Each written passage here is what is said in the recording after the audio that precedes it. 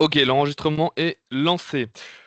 Écoute Franck, merci de passer un peu de temps avec nous. Je te propose donc voilà, de te présenter très brièvement et ensuite de nous présenter un petit peu à la lumière, en fait, comme tu l'as marqué dans le titre, de la cohérence, d'expliquer un petit peu pour toi ce que ça signifie, en fait, des systèmes agricoles cohérents et prendre en fait l'exemple tout simplement de l'exploitation sur laquelle tu bosses à Mirecourt, au lycée agricole. Et donc après, éventuellement, si tu es d'accord, au fur et à mesure, je te poserai peut-être aussi quelques petites questions pour clarifier certaines choses ou pour avoir plus de détails. Franck, c'est à toi. Donc bonjour, merci de me solliciter. Donc je suis Franck Songor, je suis DEA à Mirecourt depuis la sortie de l'école, c'est-à-dire 1995. Donc un vieux DEA en place depuis de nombreuses années, donc qui a pu vivre l'évolution d'un système. Alors d'abord un système intensif dans les années 90, hein, à l'image de l'agriculture française et vosgienne. Donc un système laitier intensif et des ovins intensifiés également. Nous, on a eu la chance, à mon arrivée en 1995, de pouvoir participer à un PDD, plan de développement durable, avec notamment le CEZ de Rambouillet, qui nous a permis de faire le point sur le système à l'époque, via des diagnostics.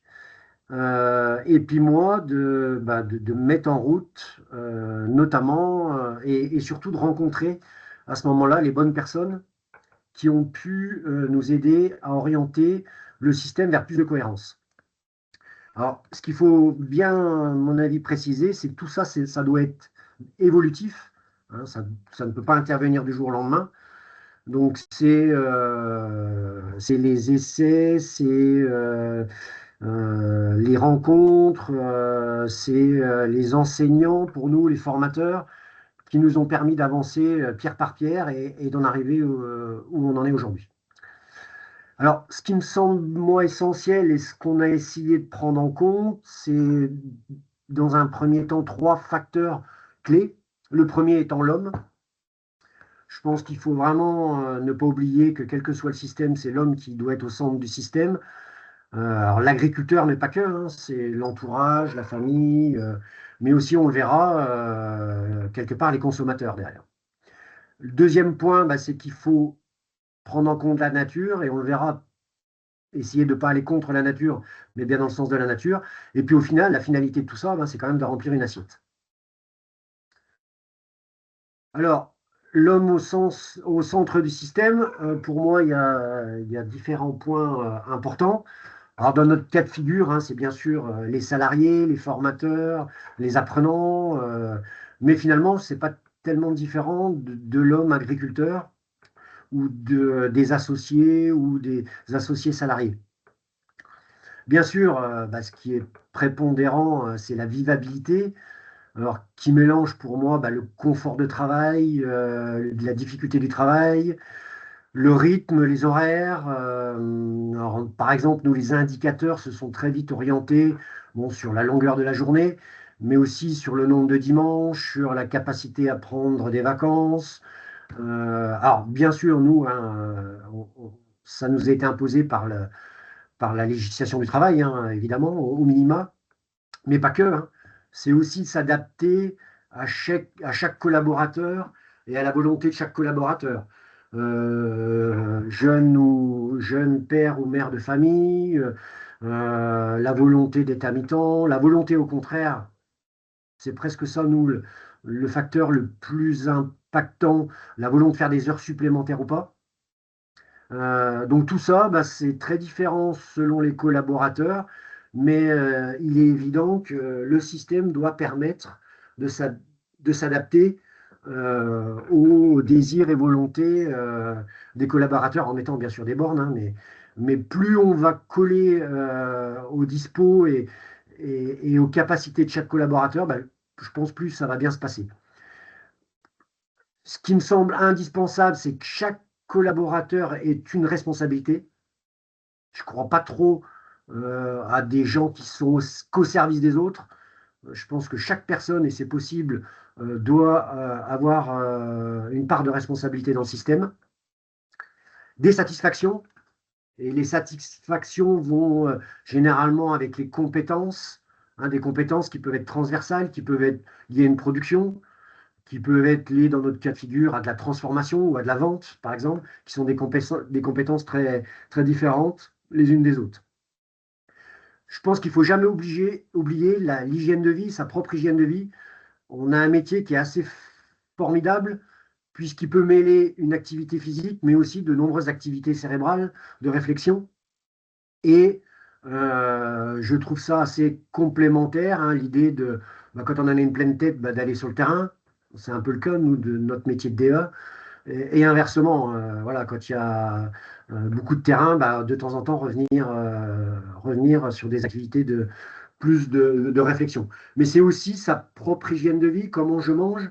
Je pense qu'on ne peut pas dissocier le métier d'agriculteur, notre métier, d'une réflexion sur l'alimentation, sur la santé, et on le verra tout à l'heure, bah, sur son assiette, quelque part. Je crois beaucoup au travail collectif, à une équipe et donc à la coopération. Ce métier est trop prenant, demande de trop de compétences pour y aller seul. C'est pas possible, on peut pas être bon dans tous les domaines, on peut pas être bon en mécanique, on peut pas être bon éleveur, on peut pas être bon à la vente, on peut pas voir tout, on peut pas avoir que des bonnes idées. Et je pense qu'on est bien meilleur en équipe. Voilà, à travers bah, nous le café par exemple, où toute l'équipe est présente au café, où bah, forcément c'est le groupe qui va corriger une mauvaise idée ou au contraire amener des bonnes idées.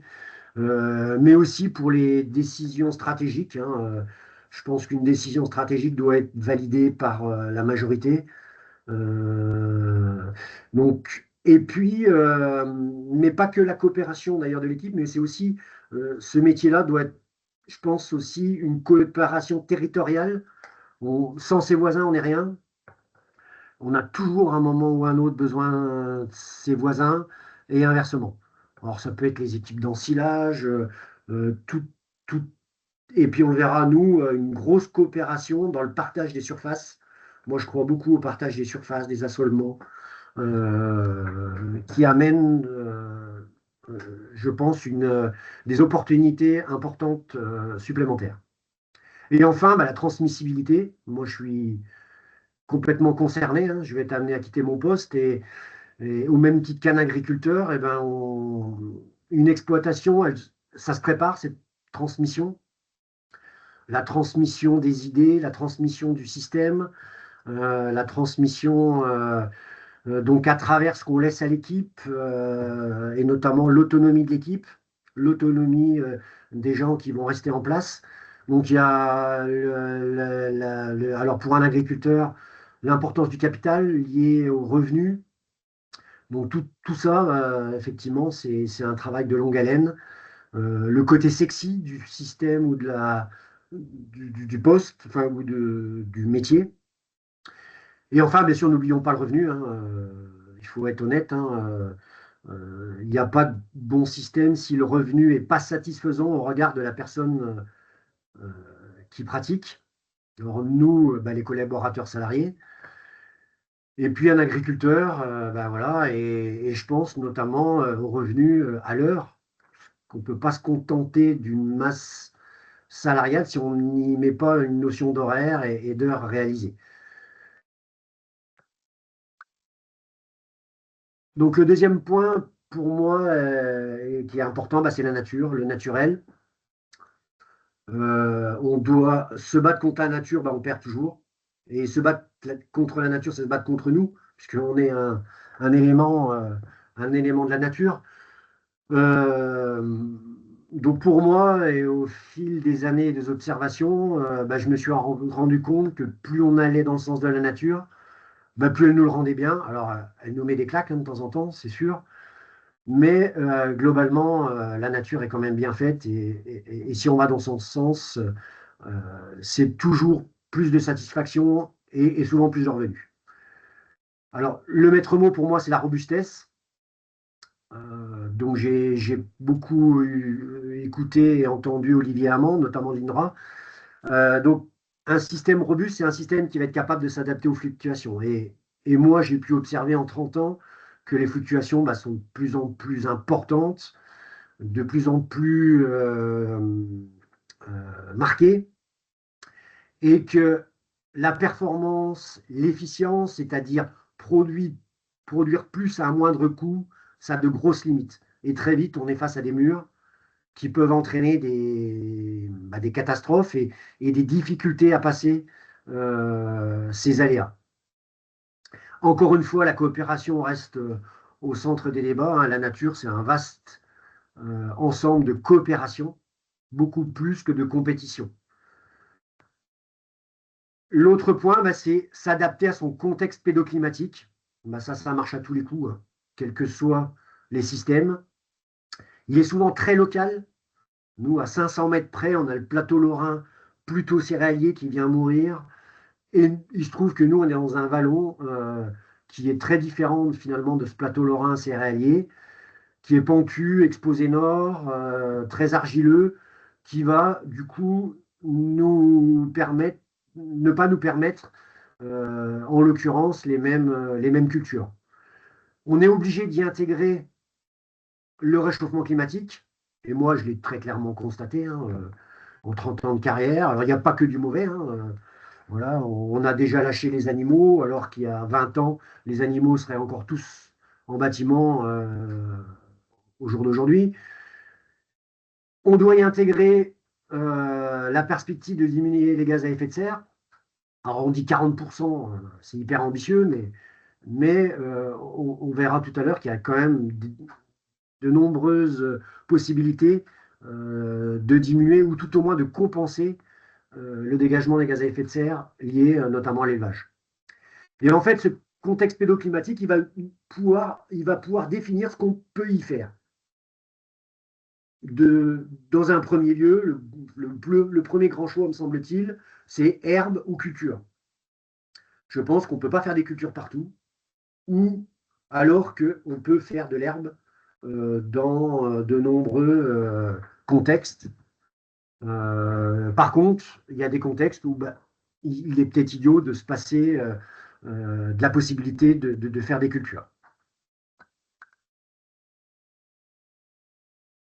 Qui dit nature dit sol vivant, et j'ai du mal à dissocier les sols vivants de l'agroforesterie, on le verra tout à l'heure.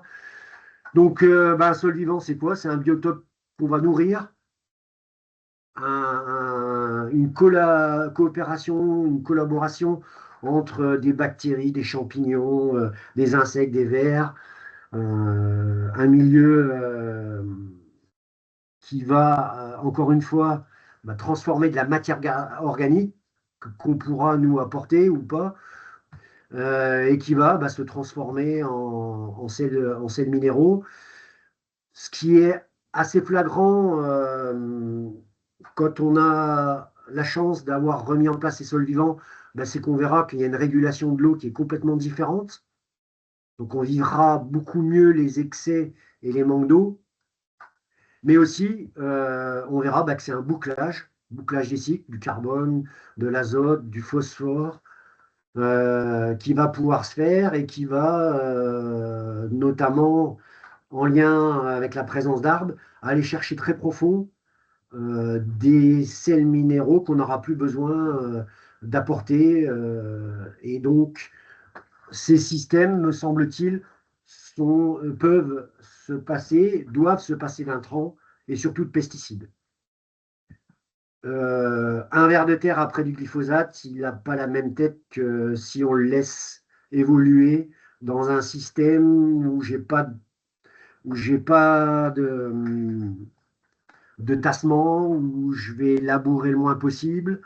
Et on va voir qu'au fil des années, bah, ce sol va être plus facile à travailler et va permettre des résultats, alors pas comparables bien sûr à un tout chimique, mais qui peuvent être tout à fait comparables enfin, dont les rendements liés à l'investissement vont être complètement suffisants.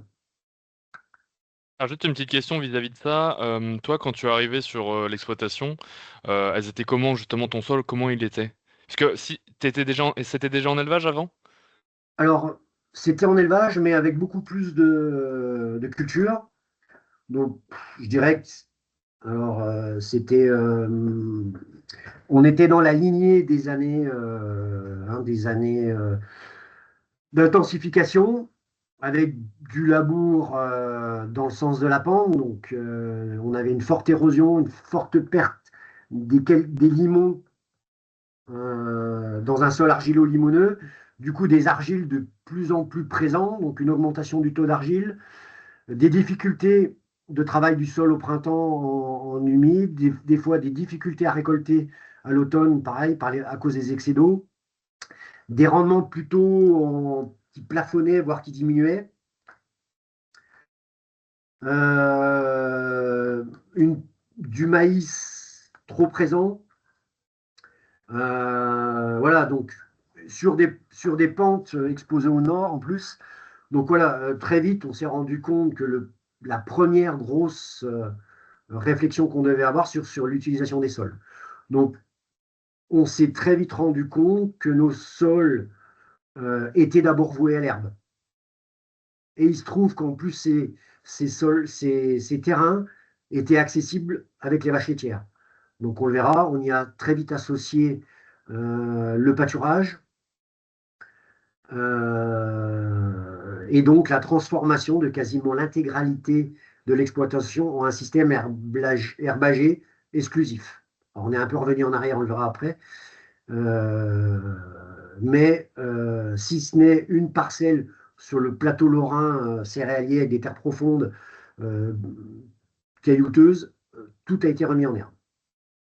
Alors, on aurait aimé hein, avoir des terres, pourquoi pas, aux cultures ou au maïs, mais c'est pas le cas. Donc, bah, rien ne sert, enfin, à mon avis, ça sert à rien euh, de, de- de s'entêter. Mieux vaut aller dans ce sens-là. Par contre, ben, une fois qu'on a remis en place ces prairies, on est parti sur de la culture de l'herbe, hein, on le verra, et notamment la culture de l'herbe via le pâturage. Alors, quand on a un sol vivant, il y a quand même des éléments à bien sûr prendre en compte. Bah, c'est l'assolement. Un assolement sans intrants et sans pesticides, on le sait, il doit être long. Il y a des cultures qui supportent mal un retour rapide, hein, la pomme de terre, le colza. On sait que c'est au moins 6 ans avant un retour, mais 8 ans c'est encore mieux, voire 10 ans. Des assolements diversifiés, culture de printemps, culture d'hiver, et puis, si possible, bien sûr, de l'herbe. Si on arrive à intercaler de l'herbe là-dedans, ben on sait qu'on va quand même encore plus améliorer la structure du sol et qu'on va limiter considérablement l'impact des ravageurs et des différentes maladies. Donc ça, on s'est beaucoup posé, nous, la question de la rupture de la spécialisation, hein, notamment dans la spécialisation des régions, mais aussi la spécialisation des exploitations, céréaliers, éleveurs, et le retour à la polyculture. Donc pour moi, il y a deux voies possibles, hein, parce que je trouve que c'est quand même très difficile hein, de ramener l'élevage où il n'y en a plus. Mais pourquoi pas euh, un travail, et c'est ce qu'on a, nous, réalisé sur notre secteur, tout simplement parce que notre voisin le plus proche est devenu céréalier au fil des années. On a décidé de mettre en place un partenariat céréalier-éleveur. Nous, on va valoriser ces surfaces qui sont vouées à l'herbe, notamment le long des ruisseaux et rivières. Lui va nous apporter la paille et puis surtout, on va lui permettre d'implanter des légumineuses et de les utiliser avec l'élevage. Et on lui a quelque part demandé, alors que ce n'était pas obligatoire, de semer des couverts végétaux pour nous. Le deal était de prendre en charge les semences le coût de l'achat des semences et lui de les implanter. Et ça dure depuis 20 ans maintenant. Donc ces couverts végétaux vont être nous disponibles notamment pour les ovins et pour la finition des agneaux. Donc ce que j'appelle moi du donnant-donnant.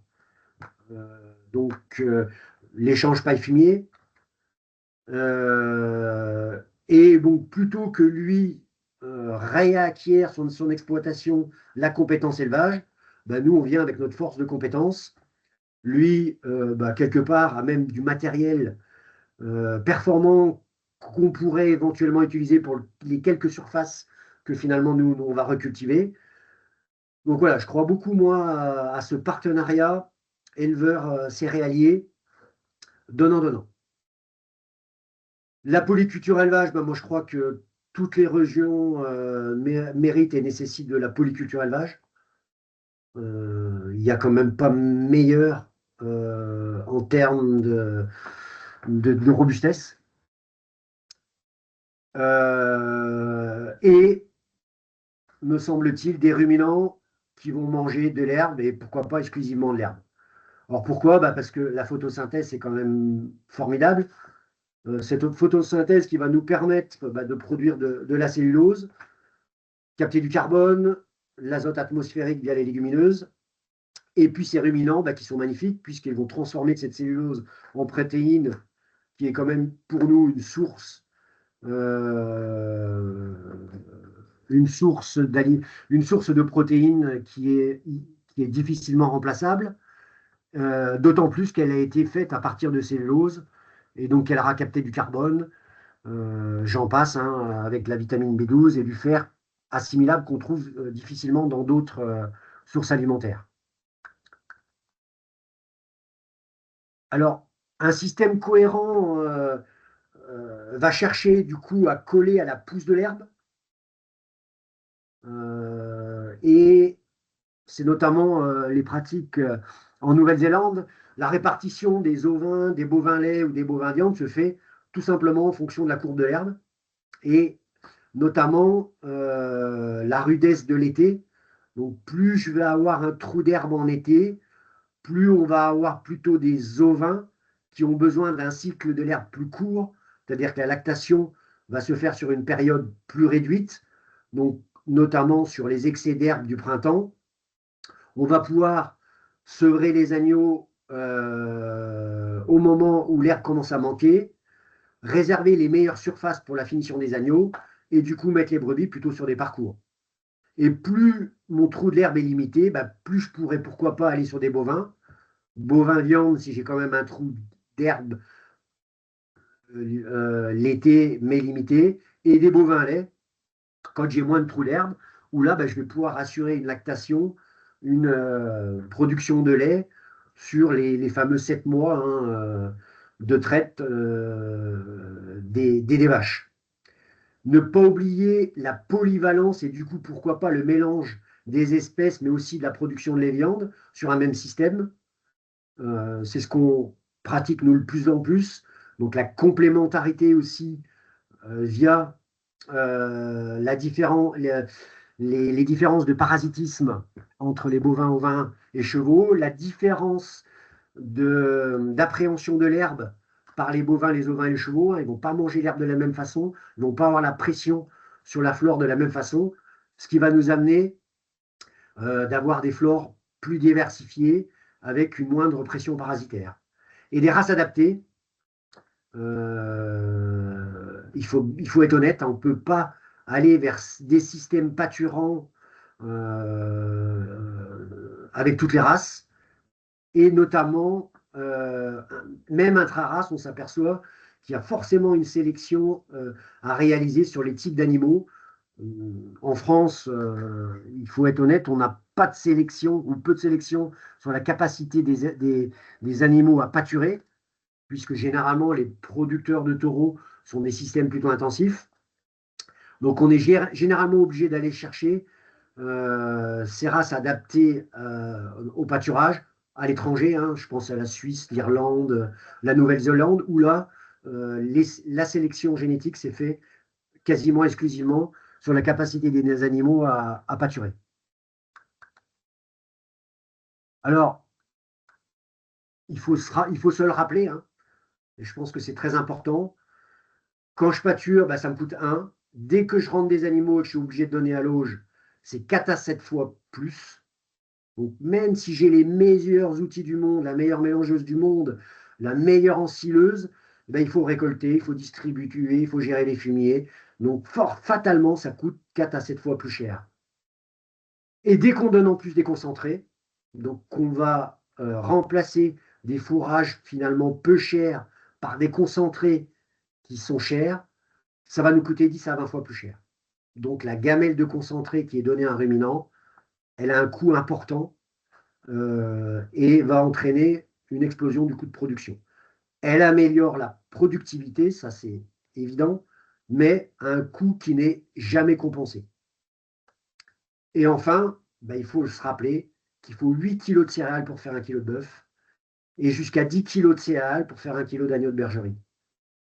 Donc si on y réfléchit bien, il vaut bien mieux qu'on mange nous directement les céréales que manger de la viande rouge issue d'une consommation de céréales par les animaux.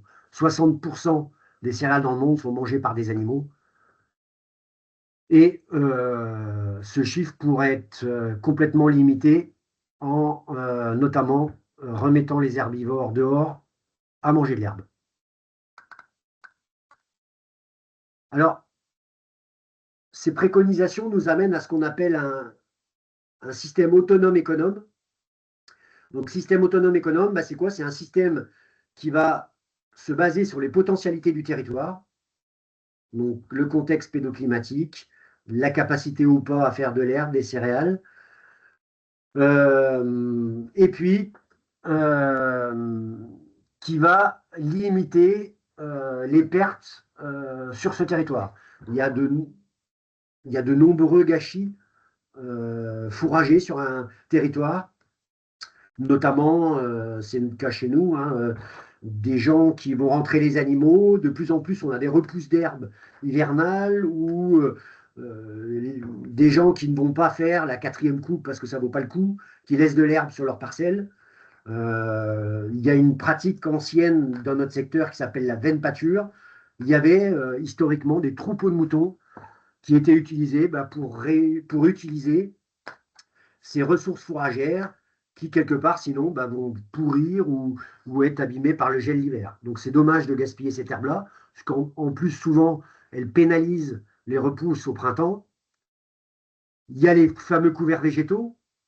Bah, autant les transformer en kilos d'agneau que plutôt les broyer, parce que finalement, le système racinaire et la présence des animaux sur les parcelles aura un effet fertilisation quasiment équivalent au fait de laisser et de broyer la partie verte de ces couverts. Donc, un territoire a des potentialités sous-estimées ou sous-exploitées qu'il est, moi, me semble-t-il, important d'exploiter au mieux. Un système autonome économe va reposer sur des charges opérationnelles les plus basses possibles. Donc, bah, effectivement, c'est ce qu'on a vu avant, hein. Plus je vais pâturer, plus je vais limiter les charges opérationnelles, le moins je vais mettre de concentré, le plus je vais limiter les charges opérationnelles, le plus je vais aller vers un système naturel, le moins j'aurai de frais vétérinaires. Et c'est de l'ordre du simple au double, hein. On divise au moins par 2 les charges opérationnelles quand on va vers un système autonome économe. Mais c'est aussi vrai pour les charges de structure. Il est clair que si je vais pâturer, ben, j'aurai moins recours au tracteur, aux charges de mécanique, au carburant. Donc cette année, ces 2 dernières années, 70% de la ration des vaches laitières chez nous était d'herbe pâturée. Donc on va limiter considérablement les charges de structure. Par contre, on aura plus de difficultés à les amortir et à amortir du matériel. Pourquoi? Parce que le nombre de litres de lait produit va être inférieur à un système intensifié. Mais au final, on sera sur le même niveau de charge de structure ramené au litre de lait ou au kilo de viande. Et Ces justement, systèmes-là sont souvent simples Et la simplicité, pour moi, elle est importante dans la notion de transmissibilité. Il sera beaucoup plus facile de se faire remplacer quand un système est simple. Quand il n'y a pas de mamie pendant la traite, quand il n'y a pas 50 000 bandeaux de vaches à trier, ben c'est bien plus facile de se faire remplacer pour la traite. Et ces systèmes-là, donc qui ne vont pas viser la productivité, ben, effectivement, sont beaucoup plus simples. Le changement, quand on n'a qu'à gérer un changement de parcelle, ben, c'est quand même beaucoup moins compliqué qu'une ration amenée à la auge avec du matériel à prendre en main, etc., etc. Ces systèmes autonomes économes sont moins exigeants de travail. Encore une fois, quand j'ai juste à aller chercher des vaches au parc, ça va nécessiter, même s'il y a un temps pour aller les chercher euh, long, euh, au final, j'aurai beaucoup moins de travail que d'apporter la ration à l'auge. Petite Par question, contre, Franck. pardon. J'ai une petite question. Quand tu disais, tu expliquais que effectivement, là, on réduit du coup, comme tu dis, en simplifiant cet aspect-là. En fait, dans ce que tu dis, moi, j'entends un petit peu. À l'époque, nos éleveurs actuels et avant, c'était principalement, comme tu dis, du temps et du travail qui était effectué sur les mélanges, sur cultiver de la céréale ou autre pour produire du concentré et ensuite amener aux vaches. Là, j'ai l'impression dans ce que tu dis, hein, après tu me dis si je me trompe, mais en fait, on a un déplacement des connaissances et de la compétence sur justement de la culture de l'herbe, c'est ce que tu disais tout à l'heure. Mais à terme, cette culture de l'herbe, elle est gagnante, du moins si le reste est cohérent, évidemment. Et je voulais aussi rebondir sur ce que tu disais avec la réduction de productivité des vaches.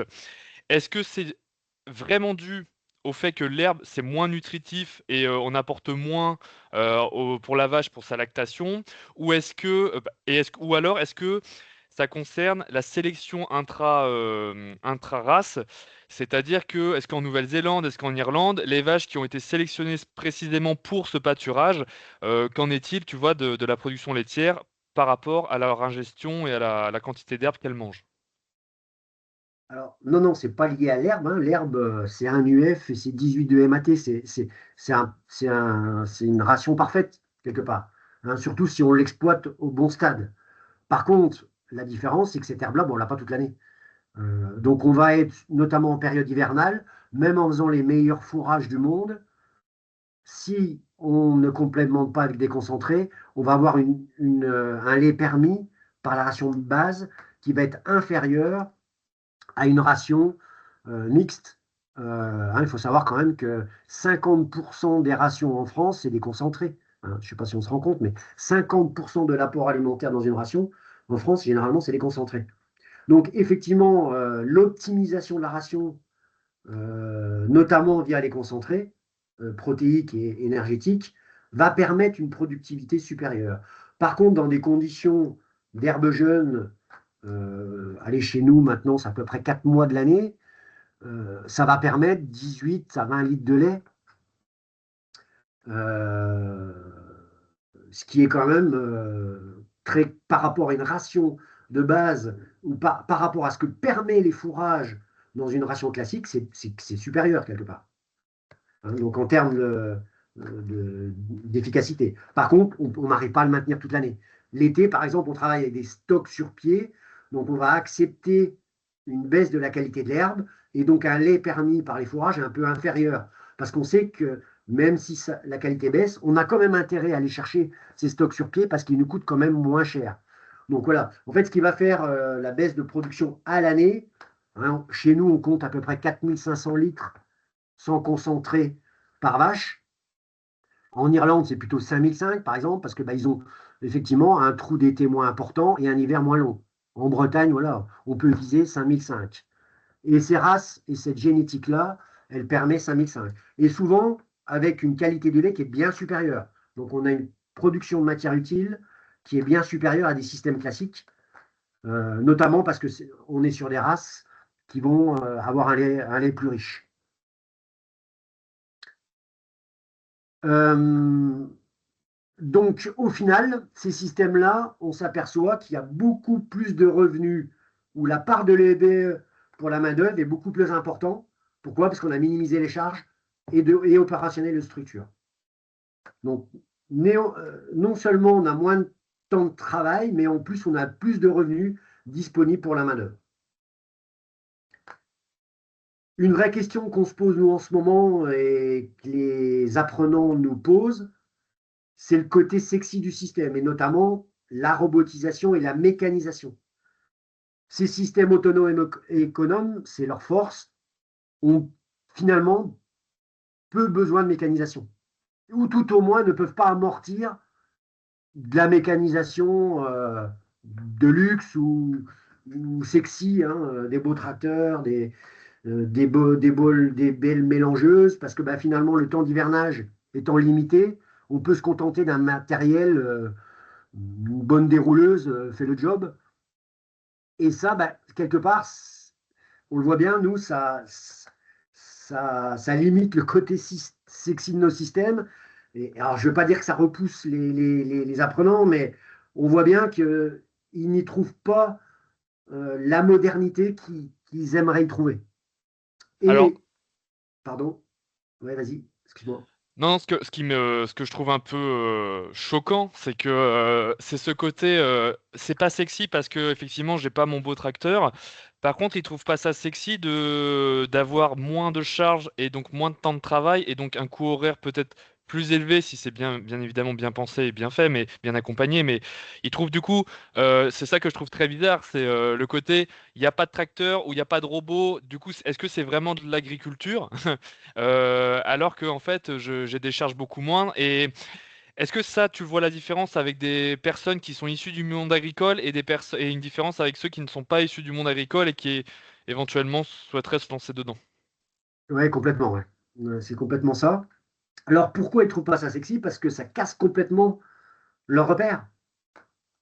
Et eux, ils avaient imaginé, enfin, sur les systèmes qui vivent de façon, enfin, les plus présents dans notre territoire, c'est le contraire, c'est-à-dire qu'on est sur une robotisation. 9 installations sur 10 de traite sont des robots actuellement sur notre secteur. Donc, c'est robotisation, donc c'est forcément une nourriture à l'auge, une robotisation de l'alimentation de plus en plus, qui va d'ailleurs assez souvent maintenant jusqu'à la méthanisation. Donc, on est sur l'inverse. Et quand on a mis le doigt là-dedans, bah, effectivement, la robotisation est une des solutions, certainement, pour limiter peut-être l'impact social de ces systèmes. Et encore, j'en suis pas sûr, parce qu'on remplace finalement, euh, on remplace une partie des tâches par des contraintes psychologiques, par des alertes de nuit, par des alarmes. Et finalement, on transforme ces systèmes-là en un système où on n'intervient plus pour les problèmes. Or, effectivement, tu l'as dit, nos systèmes, par contre, bah, eux, comme le nôtre, sont beaucoup plus sexy. On va emmener des vaches en pâture. On se réjouit de les voir arriver tous les jours sur une bonne parcelle. On le verra, on se réjouit de la voir consommer les haies. Et donc, il y a une partie des jeunes qui voient quand même, et tu as raison, notamment les gens en reconversion ou les gens hors cadre familial, qui vont peut-être trouver nos systèmes plus faciles à appréhender déjà, et du coup, bah, plus sexy. Alors j'avoue, hein, j'ai quand même lâché, moi. Voilà, je trouve assez sympa, comme je l'ai dit, hein, notamment en lien à l'hygiène de vie, d'aller chercher les vaches en VTT. À 18 ans, c'est pas forcément sexy d'aller chercher les vaches en VTT ou à pied. Donc j'ai cédé sur le quad, par exemple. Donc on peut aussi trouver dans ces systèmes-là, notamment parce que nous, la pose de clôture est le gros du boulot. Eh ben oui, la pose de clôture en quad, effectivement, ça peut faire partie euh, du côté, enfin, d'amener un peu de sexy ou de, voilà, un peu de mécanique dans nos systèmes. Donc là, et j'ai bien fait, parce que je crois avec le passage au quad, ben, je crois que j'aurais plus de facilité à garder mon jeune vacher, ma jeune bergère qui trouvent leur compte. Par contre, ce qui est sûr, et c'est une grosse discussion, et notamment on a amené les BTS Axe nous à y travailler cette année, la robotisation de la traite dans un système comme le nôtre n'a pas sa place et serait une incohérence. Et quand on optimise le pâturage, quand on va pâturer, nous, à plus d'1 kilomètre, le retour à la traite, et parce que ce n'est pas un problème dans une exploitation comme le nôtre, la traite, puisqu'on est 7 trayeurs, donc de toute façon, il n'y a pas une pression sociale autour de la traite. Le robot n'aurait aucun intérêt parce qu'il forcément, il limiterait l'optimisation du système de pâturage et diminuerait l'importance du pâturage dans la ration globale. Et ça, les jeunes l'admettent, mais par contre, ils ont du mal à s'imaginer demain dans une exploitation avec une salle de traite. C'est fou, hein, mais alors que je pense que c'est plus tard qu'on trouve dans la traite un moment de finalement euh, un moment de bien-être, ouais, je sais pas comment dire, mais de contact privilégié et avec les animaux et avec soi-même. Parce que je trouve que voilà, quand la traite, effectivement, n'est pas tendue, encore une fois, quand on n'a pas une pression des maladies, la traite, c'est souvent un bon moment de réflexion et de retour sur ce qu'il y aura à faire demain ou ce qu'on a fait dans la journée. Et dans ce que tu dis, peut-être que, vu que tu te mets à cultiver de l'herbe, éventuellement, si ça les intéresse vraiment d'avoir de la modernité comme on l'entend, à notre époque, éventuellement, pourquoi pas, faire un travail avec l'IA, avec des caméras sur, les pâtures, histoire de savoir peut-être, ben, est-ce que là, c'est le moment de rentrer dans la pâture ou quoi? Complètement, ouais. Ouais, c'est ce Bon, qu'on a mis en place, oui, ouais, tout à fait. OK, Donc ça, c'est un ce bon moyen, ce effectivement, avec les hauteurs d'herbe, la gestion satellite. Donc il y a des programmes de gestion du pâturage aujourd'hui, effectivement, qui peut amener de la science qui peuvent permettre en plus de vérifier les rendements ou l'herbe qu'on a réellement valorisée sur chaque parcelle, ouais, qui est intéressante. Alors, avec l'habitude, on n'a plus besoin de ça, effectivement, parce que là, on maîtrise complètement la hauteur d'herbe, ne serait-ce par rapport au cheville ou au mollet. Mais ça, c'est par contre un bon moyen de démarrer sur ces systèmes-là et d'avoir des aides à la décision, notamment à la décision du pâturage, ouais, effectivement. Alors, à travers l'atelier lait, ben, voilà ce que ça donne en termes notamment de marge, hein. Quand on passe d'un système classique à un système autonome économe, ben, ça a un effet, je crois, partout, hein, partout où je l'ai observé. Très clair, c'est qu'on double à peu près la marge brute. Alors ici, c'est au 1000 litres, mais on Alors pourrait attends, le ramener. est-ce que tu peux nous présenter un petit peu le graphique avec, à quoi correspondent les colonnes, à quoi correspond la courbe, s'il te plaît? Donc, les colonnes sont la quantité de lait produit annuellement et la courbe, c'est la marge brute au 1000 litres. Donc, de 2001 à 2025. Sachant on est réellement passé, nous, en système autonome économe en 2017.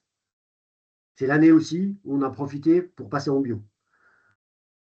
Donc, bah, vous voyez, c'est assez clair, hein. Dès 2018, on double, enfin, pas tout à fait parce qu'on avait un peu anticipé, mais on double la marge brute quasiment exclusivement par la diminution des charges opérationnelles. Et, même si c'était déjà le cas avant, une maximisation du pâturage pour le système laitier. Et la quantité de lait, elle est pas forcément plus basse. Là, on voit les 3 dernières années, OK, elle diminue, mais je veux dire, ça a l'air de monter aussi presque au même niveau qu'avant, quoi. Alors, elle est plus basse sur la phase de transition.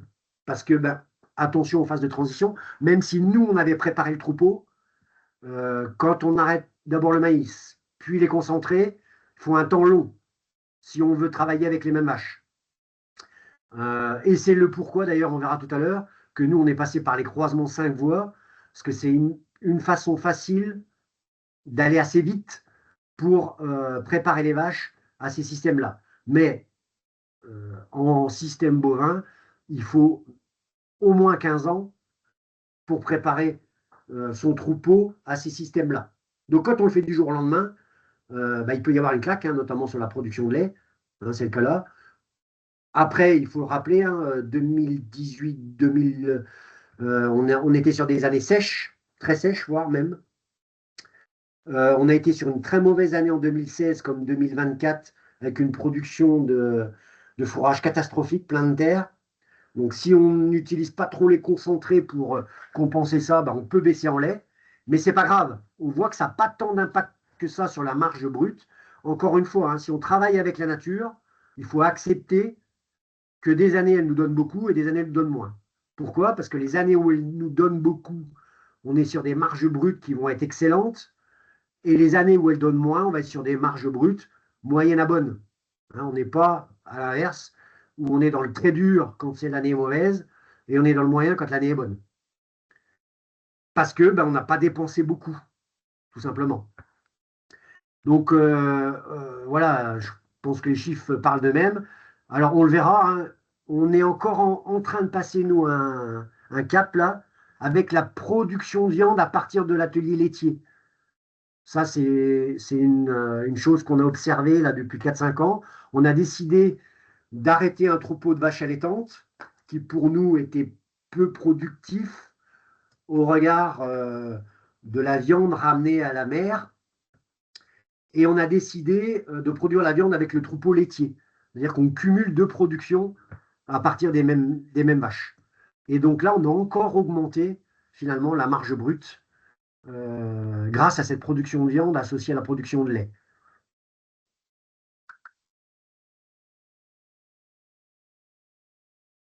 L'arbre, j'en ai un peu parlé tout à l'heure. Moi, je pense que bah, voilà, l'arbre sous toutes ses formes est indispensable à un système cohérent, surtout s'il se veut autonome économe.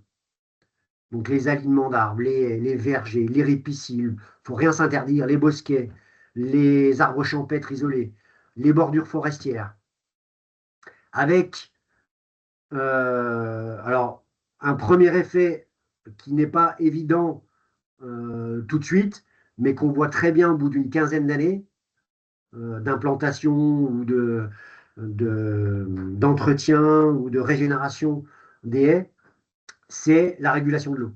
Et ça, c'est prépondérant. Je pense, quelle que soit la zone géographique, quel que soit le système. Alors nous, on est pentu, on était sur un bassin versant avec plus rien pour arrêter l'eau, du labour dans le sens de la pente, comme j'ai dit tout à l'heure, donc on avait tout faux. Et je voyais bien les limons qui partaient à la rivière, je voyais bien l'eau dévaler quand il y avait des orages. Et ça, bah, alors très vite, on s'aperçoit que l'arbre est complètement indispensable et intéressant et important. Plus des prairies de longue durée, des prairies permanentes, ça va considérablement améliorer la régulation de l'eau. Et puis surtout, ça va nous ramener de l'eau pour les stress hydriques bah, qu'on connaît de plus en plus l'été.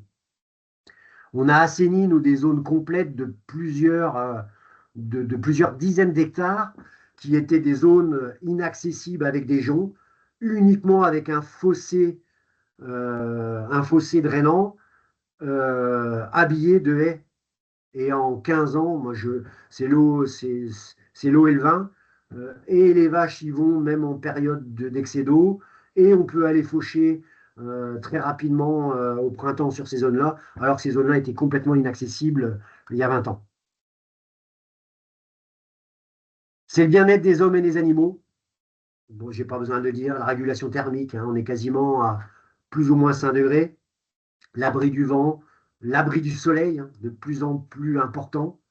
L'abri du soleil des animaux, des végétaux et des hommes. Hein, c'est tout le monde que ça abrite, l'arbre. La santé, et ça c'est quelque chose que j'ai découvert, c'est une fonctionnalité qui de prime abord n'était pas celle qu'on pensait travailler au début, mais je m'en suis rendu compte bah, à travers l'image qu'on vient de voir. Les 70 vaches qui prennent le temps d'abrutir la haie en rentrant ou en revenant de la traite, même si j'aurais ouvert une nouvelle parcelle, elles vont prendre le temps de les abrutir.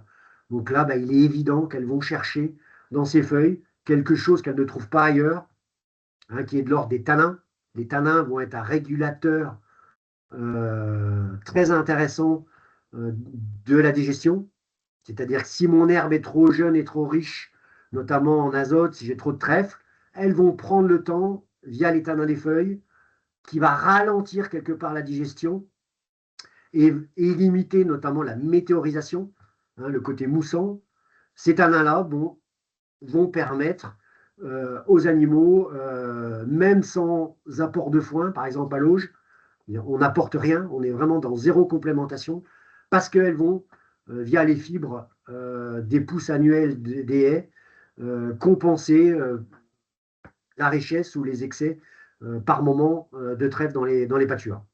C'est les oligoéléments, si on s'est aperçu à travers les analyses de poils et de sang, qu'elles vont chercher des oligoéléments qu'on ne trouve pas dans la strate herbacée, hein, des oligoéléments assez improbables, hein, qui vont, elles, leur permettre de mettre en place des défenses immunitaires beaucoup plus efficaces. Le côté grattoir, pareil, un animal qui est dans une parcelle où elle n'a pas moyen de se gratter, eh ben, elle va être en difficulté ou elle va être moins bien. Donc moi, je le vois tout à fait, encore une fois, quand elle rentre à la traite, elles vont se gratter contre les haies les plus riches en épines, et toutes les vaches les unes après les autres. Et enfin, il faut joindre l'utile à l'agréable, hein. Une haie, c'est d'abord un paysage différent, c'est des odeurs à chaque saison différente. Et c'est quand même bien agréable de pouvoir en profiter en toute saison. Bon, la biodiversité, hein, c'est complètement évident, hein, les oiseaux, les insectes, la flore, la faune, les pollinisateurs. Donc ça va nous aider à lutter contre les ravageurs. Ça va aussi ramener des ravageurs, mais ça va surtout créer un équilibre entre ravageurs et prédateurs. Et je l'ai mis à la fin, parce que aujourd'hui, ce n'est plus du tout notre priorité, mais il faut bien être honnête que quand on veut amener de l'agroforesterie, c'est peut-être par là qu'il faut rentrer, c'est la production de biomasse. Donc, pour essayer de décider les agriculteurs, de décider des gens, il faut rentrer par la biomasse.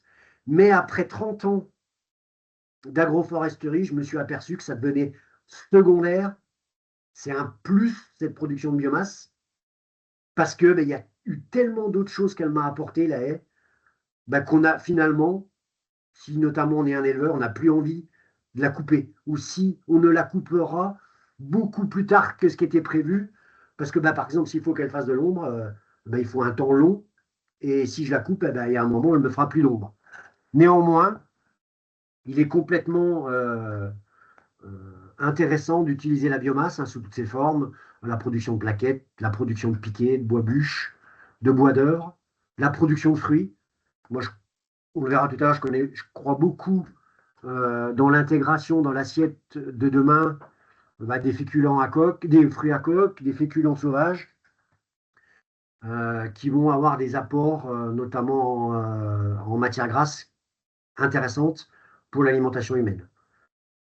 Et le miel, hein, quand on a des ruches, mais euh, finalement, dans un système cohérent, il y aura forcément normalement des ruches. Le miel, donc, qui va remplacer le sucre. Et enfin, mais ça aurait pu être le premier point, je l'ai dit tout à l'heure, hein, il n'y a pas de sol vivant, je pense, sans la présence d'arbres.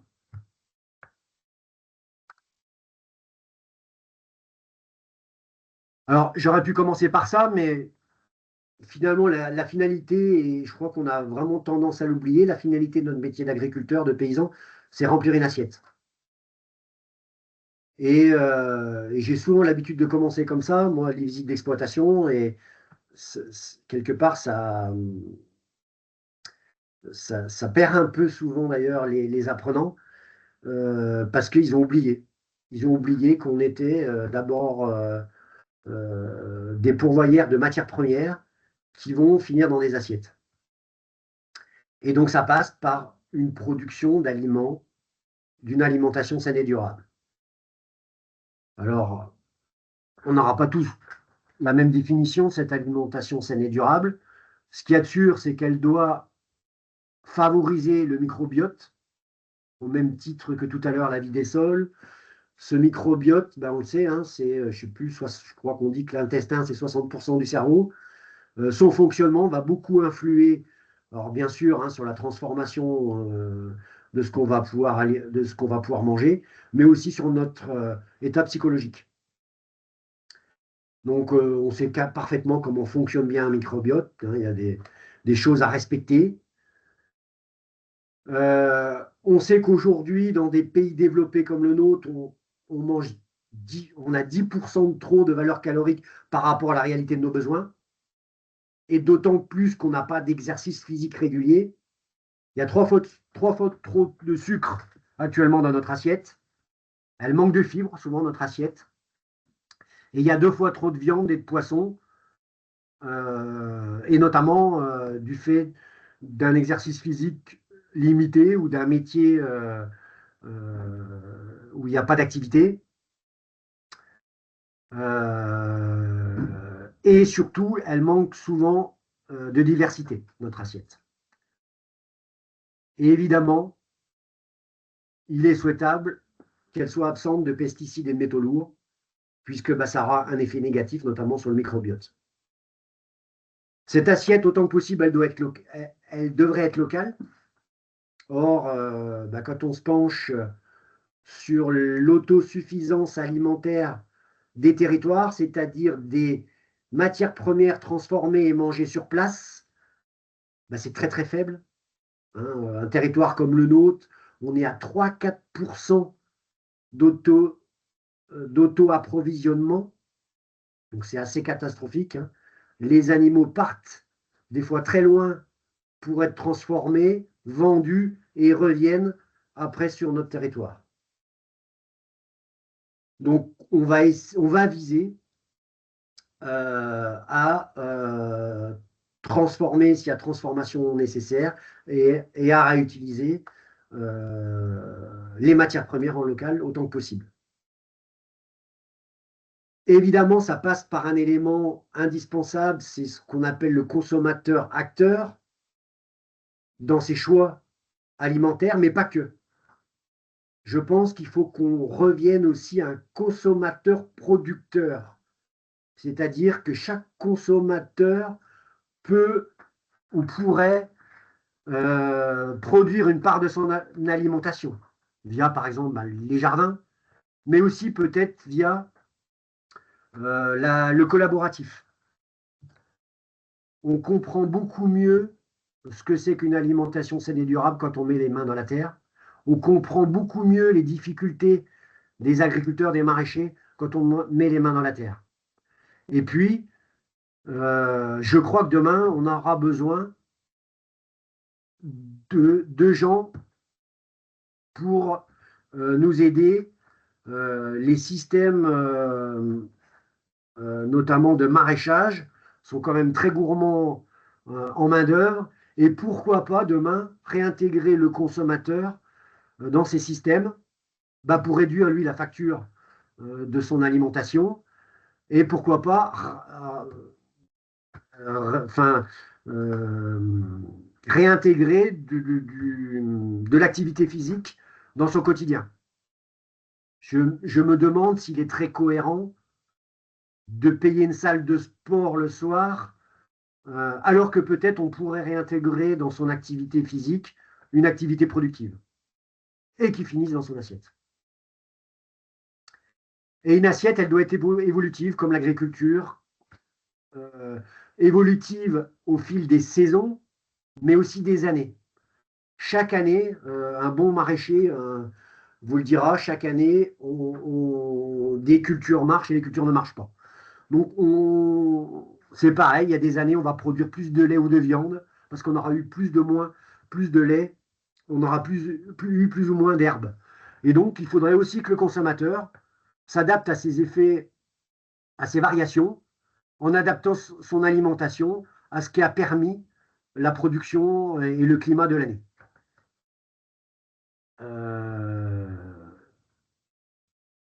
Voilà. Alors ça, nous, on l'avait pédagogiquement illustré par ce qu'on appelle l'assiette 2050. Et là, en l'occurrence, avec des staves, on avait représenté sur une table ce qu'un couple français mangeait en 2021 sur une semaine, en le chiffrant, Et on avait essayé de travailler en prenant en compte le réchauffement climatique, la nécessité de diminuer la production de gaz à effet de serre, les potentialités du territoire. Hein. On s'était dit, bah voilà, quelqu'un qui va aller faire ses courses à portée de vélo électrique, qu'est-ce que demain il pourra acheter à proximité du Mirecourt dans les Vosges?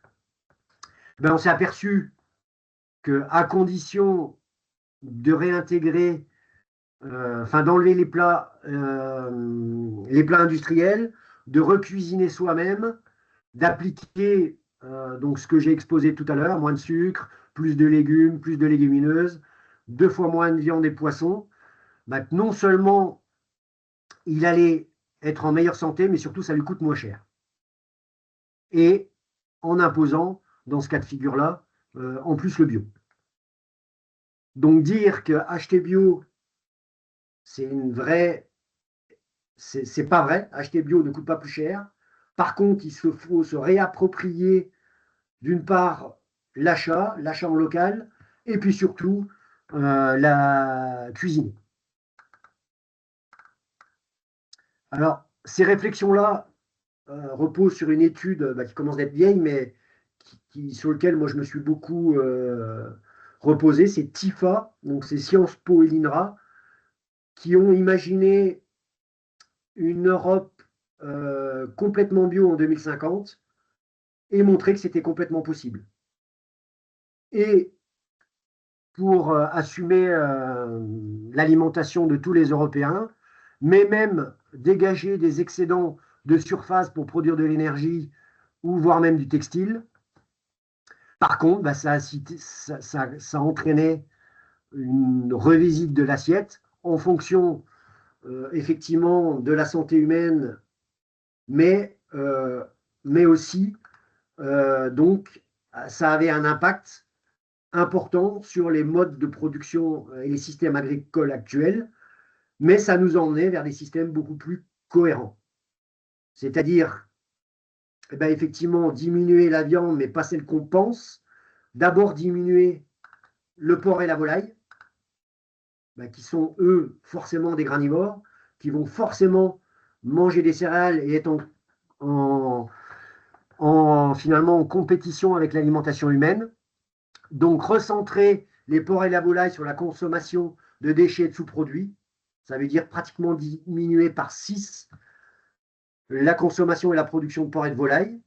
Par contre, on maintient la production de ruminants parce que finalement, une Europe bio en 2050 aura autant d'herbes, voire plus d'herbes, et qu'il faudra des ruminants pour manger cette herbe. Donc ça veut dire ressortir tous les animaux qui actuellement sont engraissés en bâtiment et les mettre à l'herbe. Et donc, d'après cette étude, il faudra autant de ruminants ovins et bovins qu'aujourd'hui pour valoriser les surfaces réimplantées en herbe, les surfaces intermédiaires où on ne peut pas faire autre chose que de l'herbe, et donc dire qu'il faudra manger moins de viande rouge est peut-être une erreur. Et surtout dans des régions comme la nôtre, les Vosges, hein, où on est encore à 60% de la SAU qui est en herbe. Alors, donc je finirai par une petite conclusion. Hein. J'ai pas ou peu parlé de bio pour une raison bien simple, c'est qu'avant de passer en bio, pour moi, il faut d'abord avoir un système agricole cohérent. Et au final, un système agricole cohérent, il se finit quelque part en bio, puisque normalement, il permet de se passer d'intrants, quel qu'il soit. Et surtout, l'idée d'aller chercher une plus-value par le bio ne doit intervenir qu'à la fin. Et en plus, elle n'est pas nécessaire. C'est du plus, tant mieux. Mais c'est bien par l'économie et la maîtrise des charges, notamment opérationnelles, qu'on va créer ce revenu supplémentaire. Donc, quelque part, Et c'est notre cas d'ailleurs, on ne vend même pas notre lait en bio parce que notre coopérative n'a pas de clients pour notre lait bio. Mais alors au-delà qu'on préférait bien sûr qu'il soit valorisé en bio, mais c'est bien par l'économie des charges qu'on a fait augmenter la marge brute et le revenu disponible par heure travaillée. Alors, je ne veux pas dire par là que le bio devrait être payé au même prix que les autres denrées alimentaires, parce que bah, quelque part, hein, la grosse différence, c'est quand on achète du bio, on ne paye pas 4 fois le produit. C'est-à-dire qu'on peut considérer qu'on ne va pas payer pour la dépollution de la nappe phréatique. Le bio, on le sait, mobilise moins d'aides PAC, mais un système cohérent bio, finalement, n'a pas des coûts de production, ne devrait pas avoir des coûts de production supérieurs à un autre système. Et enfin, être bio, ça ne suffit pas à être cohérent. Et j'observe autour de moi des systèmes bio qui ont oublié, qui n'ont pas, qui ont oublié de commencer par la cohérence et qui des fois sont en difficulté. Et on voit même qu'aujourd'hui, ces gens-là sont en train de repartir du bio parce qu'ils n'avaient pas compris ou ils n'ont pas de cohérence dans leur système. Alors, tout ça, ça pose de nombreuses questions en lien avec nos enseignements, l'enseignement pour nos apprenants. Parce que quelque part, est-ce qu'il existe plusieurs systèmes possibles? Il y a aujourd'hui plusieurs systèmes, mais est-ce qu'en 2050, il y aura la place pour plusieurs systèmes? Alors, je n'ai pas la réponse. Mais finalement, la cohérence, est-ce qu'elle ne nous emmène pas vers le même système? Ou plutôt Donc, moi, l'inverse, elle emmène plutôt, je trouve, enfin, je pense que, au contraire, mettre de la cohérence, c'est forcément être différent de son voisin. Et donc, forcément, avoir un système, comme tu l'as très bien présenté au début, adapté d'abord à qu'est-ce que je peux faire moi et quelles sont mes opportunités sur mon territoire, effectivement. Je trouve que là, dans ce sens-là, la cohérence, ça va peut-être amener dans une unité de réflexion puisque effectivement, tu dois prendre en compte tout un tas de facteurs et les pousser et entre guillemets «optimiser» dans ce sens-là pour être justement robuste. Donc en fait, la robustesse va induire de la performance à terme. Dans ce que tu dis, les systèmes ne seront pas identiques. Par contre, ils seront dans une certaine unité, effectivement, une cohérence, globale. Puisque, par exemple, ton voisin, là où tu es, j'imagine bien que, déjà, il n'a pas le même nombre de surfaces, il n'a pas les mêmes terres, il n'a pas les mêmes opportunités, non plus en termes peut-être, d'arbres et d'éléments naturels.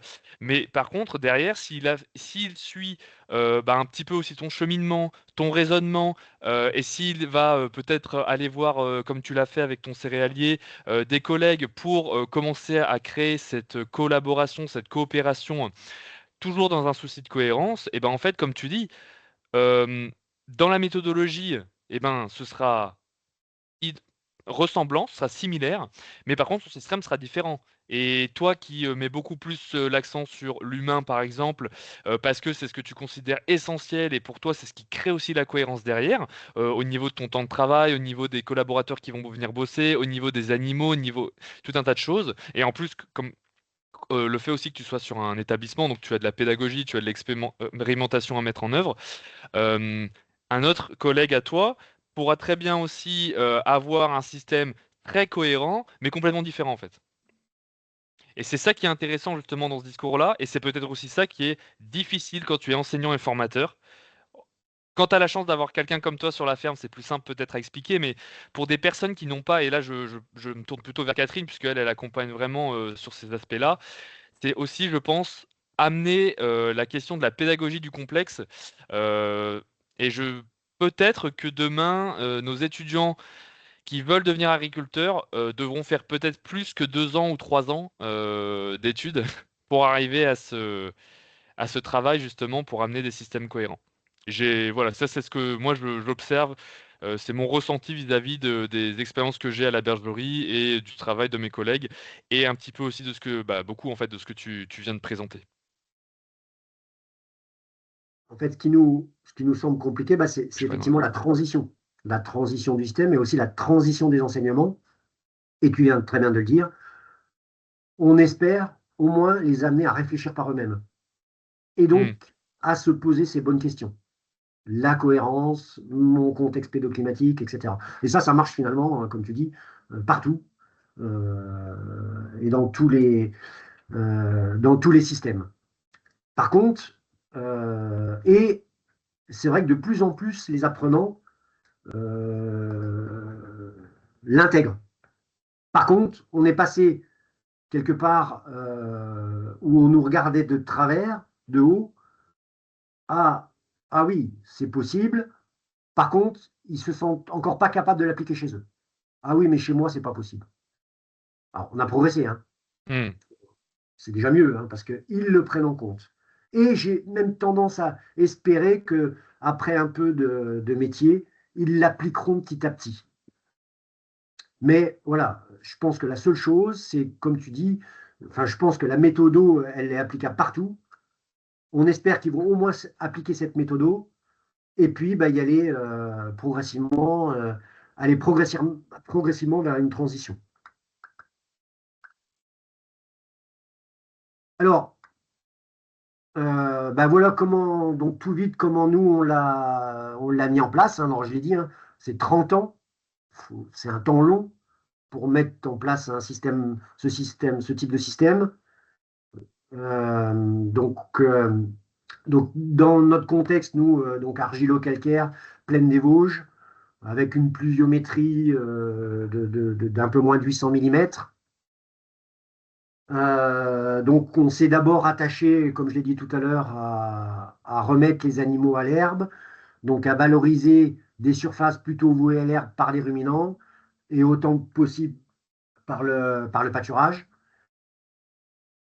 Avec deux types de ruminants parce qu'on les trouve très complémentaires et adaptés à notre territoire, mais aussi parce qu'on a une estive dans les Hauts-de-Vosges où le mouton est quand même particulièrement adapté, même s'il est toujours associé au bovin. Alors, comme j'ai dit, hein, pour nous, le nerf de la guerre, c'est l'équipe, et nous, c'est deux équipes motivées et impliquées, forcément, bah, qui doivent partager ou comprendre la cohérence du système, et puis surtout que c'est un impact sur leur vie, finalement, sur leur métier. Et je pense notamment à l'effort physique, au mal de dos. Voilà. Il ne faut pas oublier de mettre en place, quel que soit le système, une forme de confort, bah d'horaires adaptés qui ressemblent aux autres catégories sociales. Et c'est ce qui va aider, me semble-t-il, à notamment pérenniser l'équipe. Donc nous, on a la chance d'avoir deux types d'équipes, donc une équipe plus sur la production et une équipe sur la transformation. Donc des ovins, des bovins, des porcs, et avec quelque chose qui a grossi au fil des ans et qui était quand même notre cheval de bataille, qui est l'idée de valoriser l'essentiel de nos produits en vente directe. Donc, je l'avais dit au début, pour moi, j'ai besoin de collaborateurs responsabilisés, donc qui ont une responsabilité. Alors, d'une part, pour décharger bah, le directeur d'exploitation, mais aussi bah, pour le rendre moins indispensable, hein, c'est-à-dire que s'il part, bah, ça peut tourner sans lui. Ça, c'est super important. Et aussi bah, parce que je pense qu'il faut amener chaque collaborateur à se poser des questions, au moins dans son domaine d'activité. Ce qui n'empêche pas la polyvalence, parce que la polyvalence est nécessaire, hein, notamment bah, pour les week-ends, notamment pour les congés payés, pour les congés maternité, pour bah, malheureusement aussi pour les maladies. Donc moi j'aime bien dire que c'est bien d'avoir au moins 3 personnes sur chaque compétence et poste. Donc tout ça, bah, ça va amener une certaine vivabilité alors qu'il faut mettre en relation un salaire, hein, parce que ben, il ne faut pas se voiler la face, hein, les gens restent aussi parce qu'ils considèrent que ramener à la vivabilité ou à l'intérêt du poste, ils ont un salaire suffisant, qui n'est pas complètement déconnant par rapport aux autres classes socio-professionnelles. Et tout ça, ça va amener une pérennité dans l'équipe qui, pareil, est quand même indispensable et souhaitable, parce que bah, former quelqu'un, notamment dans un système comme le nôtre atypique, autant c'est assez rapide, mais ça demande aussi un sens de l'observation, un investissement humain certainement différent. On va être moins sur de l'application de recettes de cuisine, on va être sur des choses beaucoup plus évolutives et fluctuantes qui nécessitent un investissement peut-être personnel différent. Et puis, bien, on a bien sûr, nous, hein, cette pédagogie qui est un plus et un moins, hein, puisqu'il va falloir être il va falloir être capable de transmettre. Et quand on n'est pas à l'aise dans un système, le transmettre, c'est pas évident.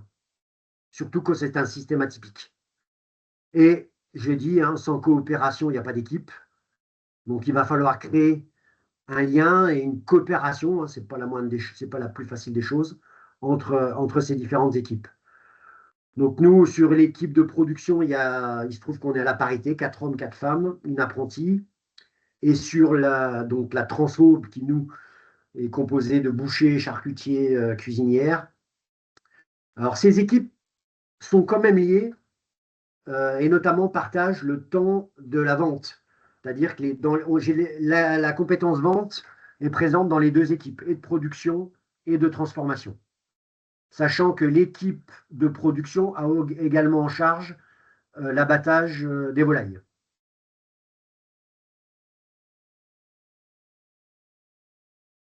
Alors pour ce qui est des bovins, j'en ai pas mal parlé déjà, donc c'est à peu près 220 bovins, donc des croisements infinis, c'est-à-dire qu'on essaye de jamais revenir avec la même race, soit pour favoriser la capacité à faire du lait, sans oublier la capacité à produire de la viande. Donc on est sur des systèmes alors avec une productivité donc limitée au système et à l'herbe, donc essentiellement via le pâturage, 70% ces 2 dernières années, mais aussi un peu de fourrage conservé l'hiver. Et avec l'idée de ne pas utiliser ou peu de concentré, hein. Cet hiver, ça a été uniquement les concentrés via une parcelle en métail ont été consacrés à la finition des animaux, puisque la grosse partie des animaux vont à la vente directe. Et pour la vente directe, il faut quand même avoir des animaux suffisamment gras pour une qualité de viande optimale. Bon, j'ai dit, hein, ça repose beaucoup. Ces systèmes-là sont simples, me semble-t-il. Et la simplicité, c'est quand même un sacré confort. Et c'est un système qui compense ses émissions quasiment intégralement, de par les prairies permanentes, mais surtout de par la présence de l'arbre sous toutes ses formes, en plaine et aussi beaucoup en montagne, où en montagne, on est sur un sylvopastoralisme avec beaucoup de présence d'arbres. Alors, Petite question juste, quand tu parles de viande et lait, le fait que toi tes vaches, en fait, tu commences enfin, tu les croises pour obtenir évidemment du lait, mais également de la viande. Est-ce que tu aurais une piste explicative en tant que pro, en tant qu'éleveur? Pourquoi en fait les laitiers ne le font pas déjà et pourquoi ceux qui font de la viande, enfin après je peux comprendre pour la viande passer en laitier il faut le matos, mais pourquoi les laitiers déjà ne le font pas forcément? bah, certainement déjà parce qu'on est contingenté, donc on se croit notamment obligé de faire le quota laitier. Donc, et souvent le système ne permet de faire que ce quota laitier et d'élever les génisses liées à ce quota laitier. Par contre, si tu fais sauter ce verrou, nous, par exemple, le quota laitier n'est que enfin, la quantité de lait produite n'est que liée aux parcelles accessibles par les vaches laitières, en fait. Donc, si tu fais sauter ce verrou-là, et du coup, tu utilises Le reste de l'exploitation, parce que bah, finalement, tu as plus de fourrage disponible que les besoins des vaches laitières, eh ben, tu peux produire de la viande. C'est le premier point. Le deuxième point, pour moi, notre système français actuel est complètement incohérent. C'est-à-dire qu'on est capable d'envoyer des veaux de 8 jours laitiers en Espagne, des broutards en Italie, pour faire revenir de la viande de l'Europe de l'Est, parce qu'on n'est pas autonome en viande. Donc, est-ce que demain, il ne faut pas rendre de l'autonomie au territoire, faire tourner nos abattoirs, des ateliers de transformation locaux, plutôt qu'envoyer de la viande pour de la finition à l'étranger? Et on sait bien que ces transports de bovins sont à l'origine de des maladies nourriennes, notamment du sud de la France. Donc, est-ce qu'on ne peut pas ramener finalement de l'autosuffisance alimentaire en matière de viande et de lait en France, plutôt que passer par ces engraissements à l'étranger? Donc voilà, moi je pense qu'il y a ces deux idées-là. Et après, avec les races, bah, c'est tout simple, hein, c'est les races dites mixtes qui sont merveilleuses, hein, voilà, la normande, les yeux fermés, une entrecôte de normande, je défie beaucoup de personnes de la trouver plus ou moins bonne qu'une entrecôte de limousine. Surtout dans nos régions où on n'a pas affaire à des spécialistes de viande rouge. Alors je ne dis pas dans les berceaux de race, peut-être que oui, il faut continuer de produire de la viande haut de gamme à partir de races allaitantes exclusivement. Mais il faut absolument qu'on revalorise aussi la viande, le sous-produit des troupeaux laitiers, qui est de très bonne qualité. Surtout que je crois que ça y est, on a passé le seuil de 80% de viande bovine qui finit en steak haché. Est-ce qu'il faut mettre nos viandes allaitantes qualitatives dans des steaks hachés? Est-ce que c'est pas euh, finalement une aberration et un gâchis? Les systèmes irlandais, on a effectivement des exploitations plutôt spécialisées lait, mais juste à côté, il y a un éleveur spécialisé dans l'engraissement des animaux mecs du voisin producteur laitier. Donc il pourrait y avoir aussi ce type de partenariat qui pourrait se mettre en place sur les territoires.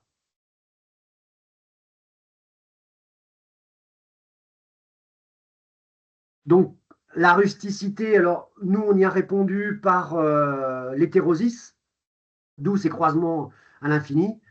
Mais on pourrait tout à fait, hein, l'imaginer à travers des races rustiques aussi, mais à condition que les, les, les gens qui vont divulguer la génétique travaillent bien chez eux sur de la rusticité. Donc, on a quand même encore des races, hein, en France qui travaillent la rusticité. Alors, pas forcément en lait, hein, parce que même les races dites rustiques en lait, généralement, on travaille quand même avec des parts de concentré et souvent même des parts de maïs importantes. Donc ça va être compliqué. En viande, j'ose espérer que l'Aubrac ou ce type de race est encore, la salaire repose encore sur des concepts rustiques, mais c'est pas forcément évident.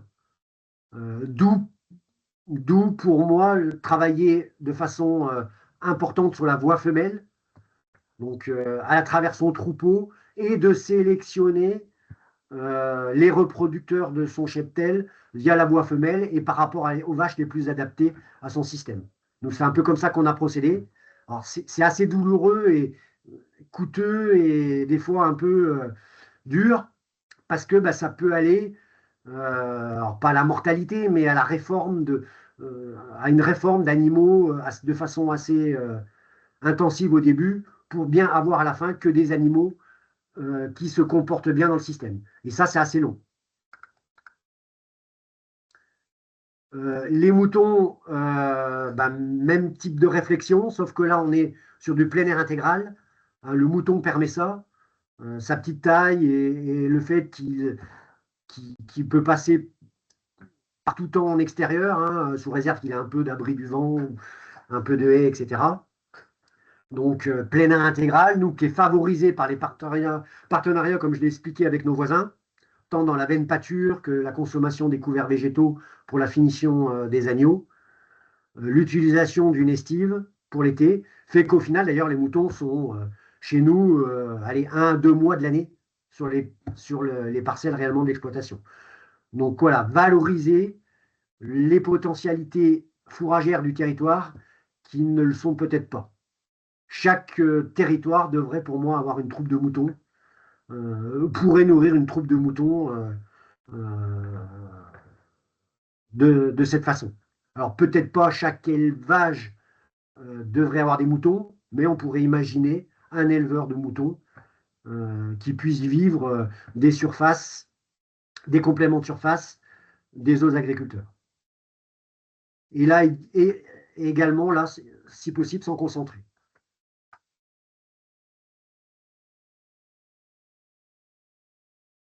Donc les porcs et les volailles, l'idée c'était surtout de combler un très fort déficit entre production et consommation, hein. On est à 10% nous de production, de porcs et de volailles par rapport à notre consommation dans les Vosges et en Lorraine. Et puis on est des gros producteurs de céréales. Donc l'idée, bah, c'était de transformer les céréales d'un voisin, notamment les céréales fourragères ou les céréales qui étaient déclassées, pour les transformer en porc et en volaille. Donc en plein air tournant, on essaie de parvenir au même endroit pour éviter les traitements, des croissances lentes, euh, et vendues en direct.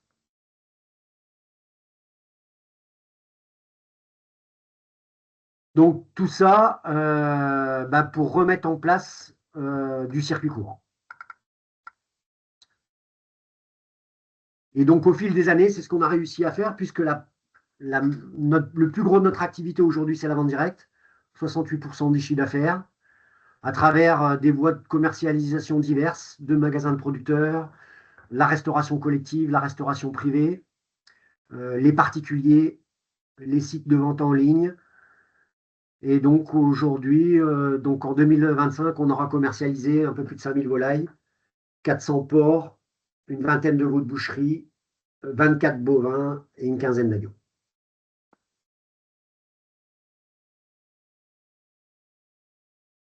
Merci beaucoup pour votre écoute.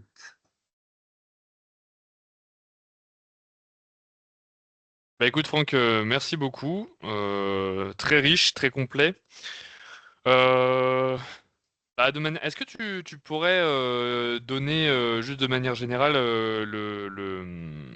là tu mettais 68% de chiffre d'affaires au travers de la vente directe. Le reste correspond à quoi du coup les 30% restants de votre total?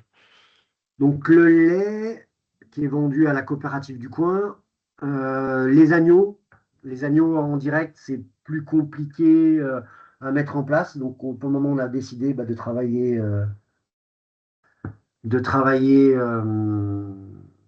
avec une coopérative. Ouais, Après, bah oui, après c'est tout, ouais.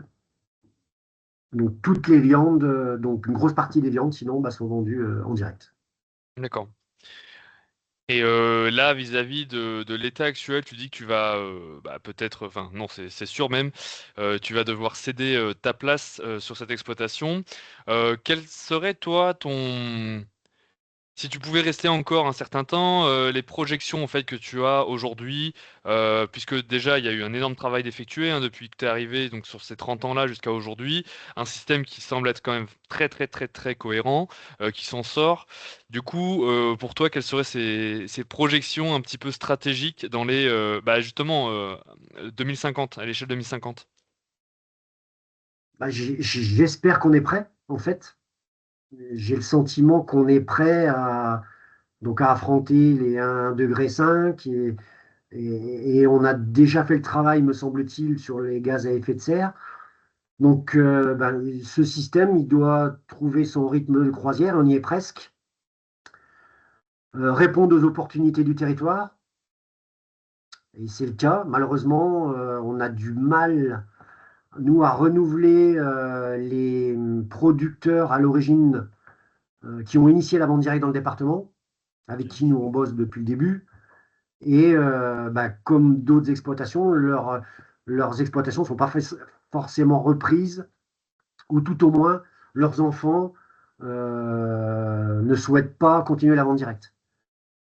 Donc aujourd'hui, notre travail, il est vraiment de motiver, de mettre en place des systèmes suffisamment rémunérateurs et simples pour essayer qu'il y ait une continuité dans la vente directe et pourquoi pas une augmentation, parce qu'il le faudra bien, hein, une augmentation des agriculteurs et de la production locale. Et aujourd'hui, on est en train de boucher des trous, nous. Donc, c'est aussi pour ça qu'on progresse énormément en vente directe et c'est un peu Hmm. inquiétant parce qu'on ne trouve pas de producteurs pour prendre la suite, notamment dans nos deux magasins. Ouais. Les Donc magasins, c'est le vous qui les travail il est tenez? plus pédagogique, quoi, hein, et notamment avec le développement. L'idée, c'est d'essayer de mettre de la diversification sur les exploitations actuelles et de la diversification pour la vente directe. D'accord. Et vis-à-vis de justement des agriculteurs qui restent ou qui arrêtent, le fait d'avoir, justement l'exploitation là du lycée, un peu à titre aussi enfin c'est exemplaire quand même, le travail qui est fait. À quel point vous êtes suivis? À quel point, les agris ou les gars, les conseillers, de n'importe quel groupe d'ailleurs ou de chambre, est-ce qu'ils viennent? Est-ce que, il y a des journées organisées, ce genre de choses, pour justement diffuser un petit peu ta façon de travailler, ta façon aussi de réfléchir pour amener, de la cohérence et du coup, ça paye quand même, ça a l'air de payer puisque tu as quand même 7 salariés, enfin il y a du monde, quoi? Alors, je ne sais pas si ça paye plus que les autres, hein, non, on a aussi des difficultés. Alors, notamment, nous, on a du mal à équilibrer la transformation du porc. Ça, c'est un vrai boulot là, qu'on est en train de mener, hein. L'atelier de transport et enfin, la nécessité d'avoir énormément de main-d'œuvre pour transformer. Tout est bon dans le cochon, mais Mmh, c'est aussi énormément de travail et d'énergie pour ouais, transformer les cochons. Donc aujourd'hui, on n'a pas trouvé, c'est l'atelier aujourd'hui où on n'a pas trouvé la rentabilité économique, tant dans une production durable que dans une transformation durable et une vente au prix auquel sont prêts à acheter les consommateurs. ouais, C'est-à-dire qu'il y a une telle différence entre du porc industriel et le prix du porc industriel qu'il est des fois difficile de faire comprendre aux gens qu'un vrai porc, au-delà du fait qu'il faut en manger 6 fois moins, celui qu'on va pouvoir devoir manger, il coûte 5 fois plus cher, finalement, que celui auquel on a accès aujourd'hui. Donc là, il y a un travail, un vrai travail à faire, mais qui est difficile tant qu'il y a autant de porcs disponibles à des coûts, à des facilement, ouais. prix Mmh. tellement si bas en comparaison. Donc voilà. Après, pour ce qui est du système, de façon très humble, je vous le présente comme je le présente aujourd'hui, tout le temps, Mmh. dès la troisième, quatrième, aux secondes, aux éleveurs, et encore il n'y a pas longtemps, au conseil d'administration de la Chambre d'agriculture. Et voilà, tout le monde est plutôt unanime que de dire pourquoi pas, mais il n'y a pas grand monde qui y va quand même, quoi, au final. Ouais, On est quand même assez esselé, il faut être honnête. Parce que c'est un bouleversement. C'est un bouleversement. Alors moi, enfin, quelque part, je fais un peu le malin parce qu'il m'a fallu 30 ans pour y arriver. Et donc, on ne peut pas bouleverser les exploitations très vite. Donc, il faut un vrai temps de transition. Et la première transition, elle commence par soi-même. Comme j'ai dit, il faut d'abord l'expérimenter sur soi-même. C'est quand on a vu que manger sainement, faire de l'exercice, euh, avait des bienfaits sur soi, mmh. qu'on peut passer finalement à l'étape ultérieure et de produire des aliments pour soi, finalement, de façon égoïste, avant de le généraliser. J'entends bien. Est-ce que, tu as aussi un petit peu des contacts avec, les personnes qui attribuent justement les fonds Puisque, en fait, tu nous parles, bon, clairement, hein, ce que tu nous dis pendant 30 ans, c'est une transition. T'étais d'un point A, t'arrives à un point B aujourd'hui qui, comme tu dis, va bientôt arriver en vitesse croisière, mais ça t'a demandé du temps, ça t'a demandé des efforts, des essais. Et pour ceux qui disent pourquoi pas, oui, pourquoi pas, mais comment on fait cette transition? Et pourquoi je te demande si tu es en contact ou si tu présentes ça un peu avec des gens de la région ou des gens qui ont des plans stratégiques un peu sur le territoire? Est-ce que ça pourrait être une solution de mettre ces gens-là autour de la table et expliquer un petit peu les choses et expliquer peut-être derrière les bénéfices attendus, les gains aussi économiques attendus et après les gains sociaux évidemment, évidemment quoi. Tu travailles Certainement, mais peut-être déjà fait, hein, fait peut-être déjà. si tu te fais pas de dessin, ça casse un certain nombre Une plante. enfin, de principes, notamment de l'agro-industrie, et tout le monde n'est pas prêt. Enfin, quand tu achètes plus rien, il y a une vraie rupture quelque part avec l'existant et les 7 à 8 personnes qui vivent autour des agriculteurs. Et les politiques, tout le monde n'est pas prêt à Mmh. casser ça trop vite, parce qu'il va y avoir la casse. Ouais, non mais oui. Et il faut que ça aille doucement, parce que bah, il faut bien remettre en place l'abattoir coopératif, tout en maintenant en vie l'abattoir industriel. Bah, il faut pareil, bah, il faut que tout ça continue de vivre pendant un temps avant de. Et ça ne sera pas du jour au lendemain. Ça c'est clair, Là, mais on se rend compte qu'il y a besoin, par exemple, de petits outils de transformation qui n'existent encore pas trop. Mais quand on met en place ces outils de transformation, bah, c'est le cas, nous, de l'atelier de transformation de viande, c'est le gars mmh, d'une légumerie là, qui s'est monté. ouais, On a vachement de mal à les faire vivre économiquement, tout au moins au début, parce que c'est un ensemble. Et donc, on a encore besoin, pour le moment, de cette agro-industrie et d'outils, de ces outils-là. Parce que, bah, soyons clairs, hein, il y a un autre problème majeur, et j'en ai pas parlé, mais on peut peut-être finir là-dessus, mais c'est mmh, aussi le budget qu'on consacre aujourd'hui à l'assiette, ouais, qui est trop faible, qui est beaucoup trop faible, quoi. C'est-à-dire qu'on ne peut pas imaginer aller vers une alimentation saine et durable si on continue de mettre 10, 11 ou 12% du budget dans l'alimentation, parce que c'est trop peu. Et, OK. et même nous, dans nos systèmes-là, on bute quand même sur les prix de vente. Même avec des coûts de production maîtrisés, la rémunération horaire n'est pas aussi, enfin, et encore bien souvent loin du SMIC horaire. Ouais. Donc, est-ce qu'on peut demander à des agriculteurs de tel effort, de tel changement de système, s'ils ne peuvent pas se rémunérer au moins le SMIC horaire?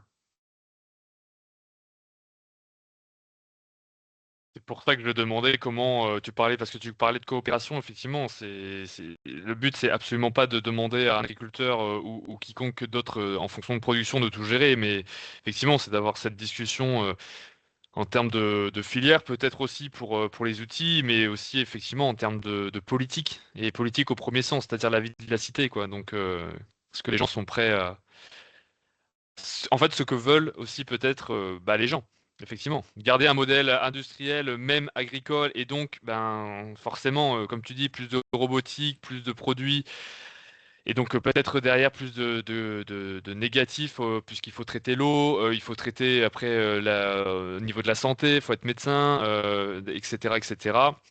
Effectivement, c'est beaucoup plus vaste finalement que la simple question agricole, la simple question d'un agriculteur qui fait pas assez d'efforts.